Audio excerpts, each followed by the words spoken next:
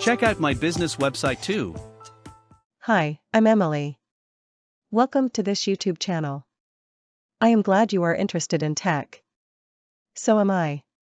Let me teach you. Microsoft has announced the general preview of Fabric.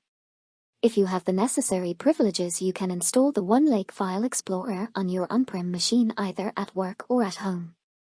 The OneLake Explorer, or as described by Microsoft, the OneLake client, operates in the same way as OneDrive, acting as a window into the files stored on SharePoint. In the case of OneLake, you can drag and drop files and folders into it. You should use the Use interface to create other types of objects like data warehouses, shortcuts, and so on. Here you can see the right-click context menu with the option to keep your on-prem machine in sync with what is in your OneLake. OneLake Explorer is equivalent to Azure Storage Explorer but shows the contents of OneLake, not your blob store.